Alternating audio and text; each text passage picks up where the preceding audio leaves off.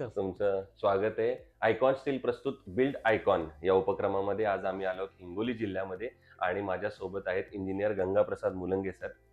त्यांच्याबद्दल सांगायचं झालं तर मागच्या 24 वर्षांचा मोठा अनुभव त्यांचा या क्षेत्रातला आहे. 300 पेक्षा जास्त प्रोजेक्ट्सवर त्यांनी आजपर्यंत काम केलेलं आहे. अनेक स्थानिक स्वराज्य संस्था असतील किंवा शासकीय संस्था असतील त्यांच्या अनेक प्रकल्प त्यांनी पूर्ण केलेले आहेत.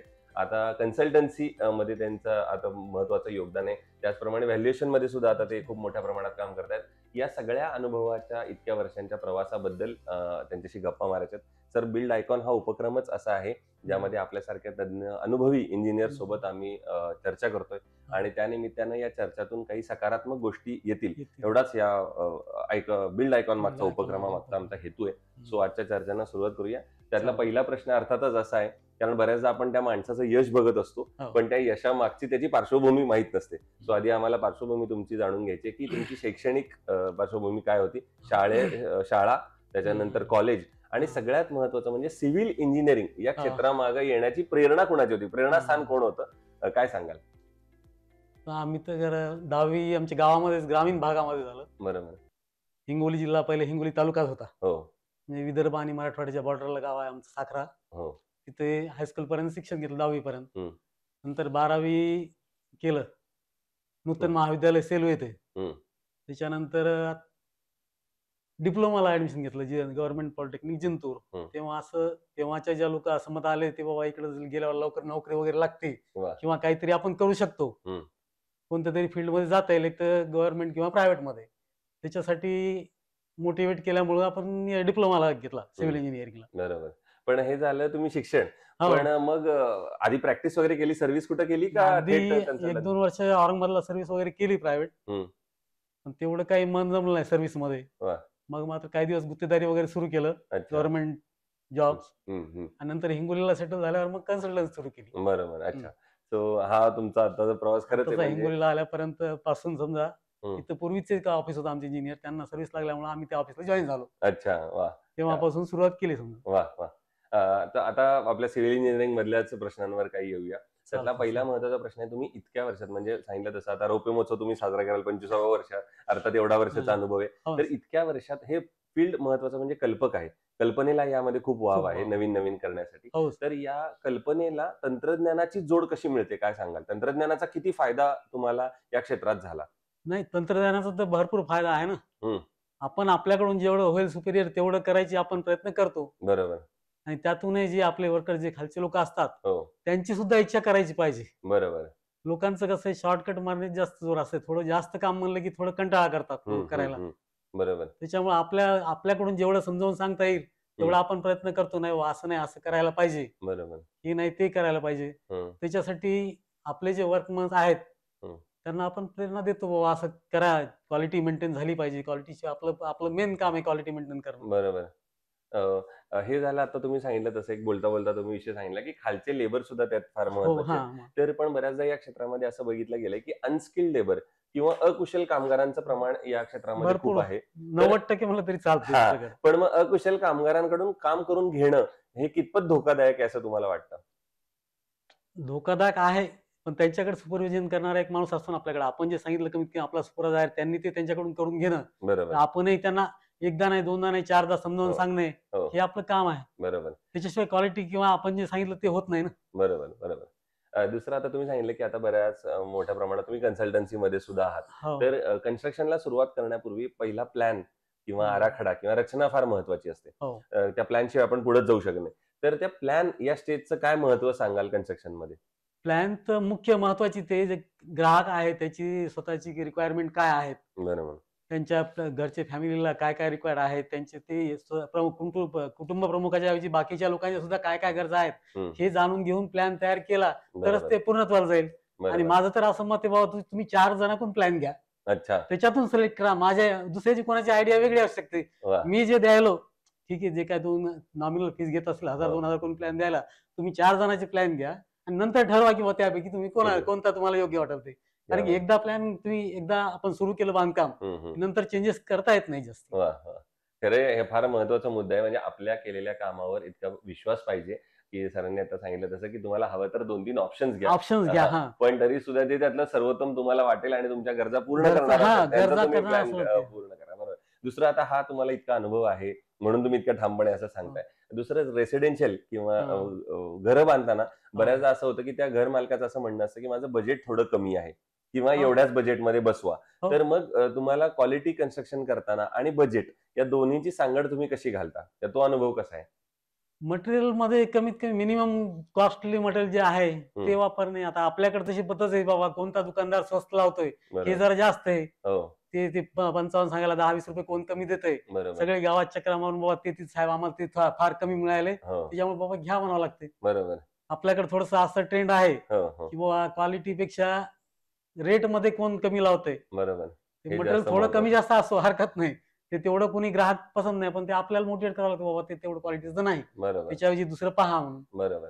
पण मग आजकाल बजेटनुसार घर आणि मग बनवण्याचाच ट्रेंड आहे. लोक आधी सांगतात नाही मला नाही 10 लाखातच आता बसवायचं आणि उलटं हे ते. हे थोडा पूर्वी होतं. 10 वर्षापूर्वी पैशाची कमतरता होती, बँक वगैरे जास्त लोन देत नव्हते. हम्म. आता ट्रेंड बदललाय. अच्छा. आता बँका खूप पैसे द्यायलेत कर्मचाऱ्याला, वा. लोनही खूप मिळालं. हं. त्याच्यामुळं स्ट्रक्चरच्या ऐवजी दुसरे जे पुढचे आहेत हम्म, फिनिशिंग आयटम याला खूप पैसे लोक लावायले. वा. त्यामुळे म्हणजे हे फ्लोरिंग आहे, कलिंग आहे, फर्निचर आहे, बरोबर आहे. त्याच्यामध्ये पैसे लावायची आता तयारी लोकांची वाढली. बरं. पूर्वी कसं होतं की बाबा घर झालं आपल्याला, एवढेच लोक हे होते समाधान होतं. की बाबा 4 भिंती प्लास्टर कलर झाला आपलं, तेव्हा बजेट कमी असायचं. हिंगोलीला 2000 म्हणजे आम्ही जेव्हा सुरू केलं तेव्हा एकही बँक कर्मचाऱ्याला देत नव्हती कर्ज 5 लाखाच्या आत. अच्छा, तेव्हा एचडीएफसी अकोल्याहून द्यायचे कर्ज. अच्छा. इथले जे कर्मचारी वा. छोटे महामंडळाचे असो, कोणते असो, हम्म, हम्म. किंवा शिक्षक सुद्धा असो, त्याला अकोला एचडीएफसीला इथून खूप केसेस झाल्या 4-500. तेव्हा मग त्यांनी इथं ब्रँच सुरू केली, बरोबर, बरोबर. वाशिमला सुरू झाली. हम्म, हम्म, हम्म. तेव्हा 10-15 वर्षापूर्वी ट्रेंड नव्हता की फिनिशिंग किंवा जे इंटिरियर आता जे आहे प्रकार तेवढं कमी होतं. एलिव्हेशन सुद्धा करायचे नाही लोक तेव्हा. हा, म्हणजे एलिव्हेशन साहेब राहू द्या, बस झालं, नंतर पाहू आपण. नंतर बघू थोडं. असा ट्रेंड हा, होता. पण ते आता बंद करून.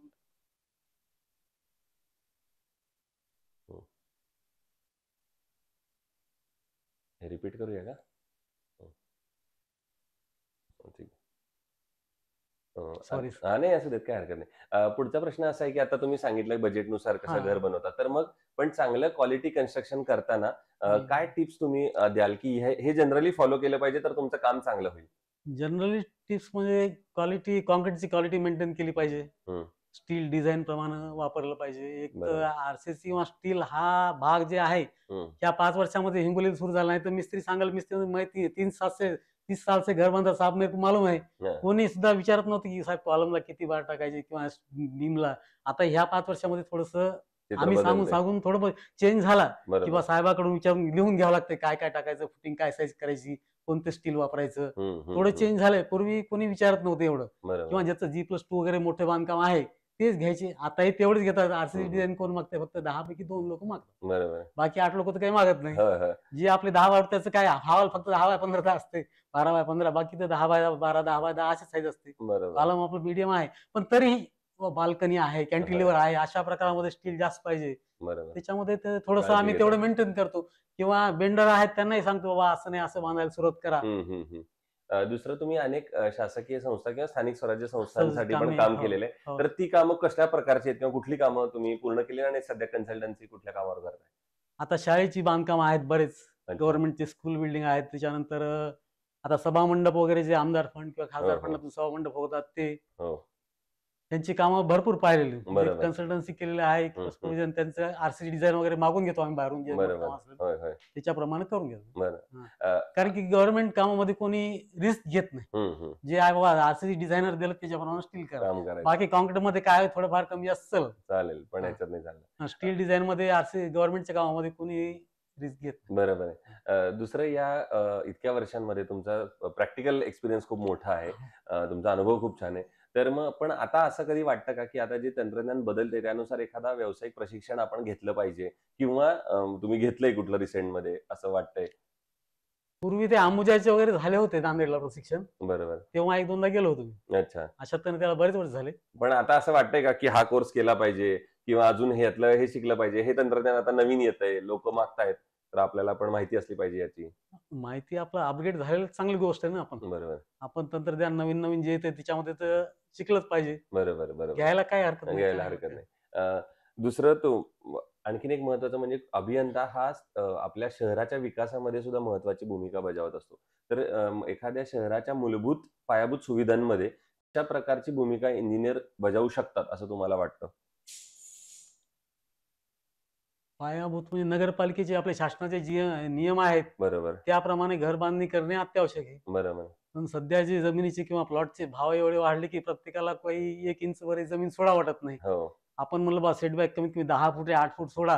हं. साहेब आमचं होईना हो, रिक्वायरमेंट जास्त असते, प्लॉट छोटा असतंय. त्याच्यामुळे ते जास्तीत जास्त कव्हर करायचा प्रयत्न करतात. आपला बाबा व्हेंटिलेशन पर्पज आहे. हं. शासनाची एवढी परमिशन मिळत नाही. आपले जे नियमाप्रमाणे त्याच्यामुळे थोडंफार 10-5% कमी जास्त करा. बरोबर. लोकांचं जास्तीत जास्त कव्हरेज करण्याकडे भर अरे, असतो. भर असतो. हां. बरोबर, बरोबर. त्याच्यामुळे आपण जर सेटबॅक प्रत्येकाने सोडला, प्रत्येकाने जर नियमाप्रमाणे घरं बांधले, हं. तर ते समाजाच्या दृष्टिकोनातून आणि घराच्या बांधकामातूनही चांगलं होते. चांगलं आहे. व्हेंटिलेशन भरपूर मिळते किंवा काही ऍक्सिडेंटली कधी आग लागली तर गाडी वगैरे अग्निशमन सगळं प्रोव्हिजन होऊ शकतंय. बरोबर. तसं आता लोक करायला तयार होत नाहीत. हं, हं, हं. कसे आम्ही 50 लाखाचा प्लॉट घेतला, आम्ही काय सोडायला घेतला का, असं एक बरोबर. लोकांची मानसिकता झालेली मानसिकता आहे. असते. बरोबर. हां. आणि बरोबर. कसं आहे गव्हर्नमेंट एजन्सी कुठं कोणी येऊन चेक काही करत त्यांना नाही. रिस्ट्रिक्ट करत नाही किंवा काही नाही. ते जोपर्यंत फक्त नाही. परमिशन कागदावर देऊन मोकळे होतात. मोकळे होतात. तुम्ही बरोबर. तुमचं काय रस्त्यावर बांधा म्हणतात, अशी हो, तयारी हो. असते त्यांची. बरोबर. त्याच्यामुळे लोकांची हे होईना किंवा त्याला कुठे हे मिळेना. हं, हं, हं. दुसरं असं आहे की या क्षेत्रात आता जे तरुण इंजिनियर्स येत आहेत, तर हां. त्यांना वडिलकीच्या नात्यानं म्हणा, इतक्या वर्षाचा अनुभव म्हणून काय सल्ला द्याल या क्षेत्रात येणाऱ्या आता इंजिनियर्सना? तर प्रत्येकाने साईटवर जाऊन काम ऍक्च्युअली काम कसं करतात, कसं होतंय हे पाहायची थोडी तयारी पाहिजे. बरोबर, नुसतं ऑफिसमध्ये बसून वर्क करण्यापेक्षा बरोबर. तुम्ही कागदावर काय करता आणि ऍक्च्युअल काय आहे हं, हं. ह्याच्यामधला तुम्हाला फरक कळायला पाहिजे ना. बरोबर. तरच तुम्ही मध्ये साईडवर काही काम करू शकता. होय, होय. दु साईडवर जाऊन ऍक्च्युअल काम पाहावं किंवा काम करावं अशी अपेक्षा. अशी अपेक्षा हां. आहे. बरोबर. दुसरं आता तुम्ही इतके प्रोजेक्ट्स कंप्लीट केलेले आहेत. हां. तर एखादा आयकॉनिक प्रोजेक्ट सांगता येईल का, की जो प्रोजेक्ट करताना तुम्हाला स्वतःला समाधान, आनंद किंवा खूप असं वाटलं की काय म्हणतो अभिमान, की "अरे वाह! माझ्या हातून हा प्रोजेक्ट झाला." असा एखादा प्रोजेक्ट इतक्या वर्षाच्या आठवणीत आहे का? आहेत तसे बरेच आहेत माझ्या पण एखादा कुठला सांगता येईल का, की हा आता एक प्रोजेक्ट? नवीन म्हणलं तर आळेवाला मोठं सभागृह पण झालं 2 बरं. कोटी रुपयाचं अच्छा. शासनाचं. बरं. तिथं आहे ते खूप म्हणजे तिथे एक आधी एक छोटा तलाव होता, गाव तलाव. अच्छा. हं.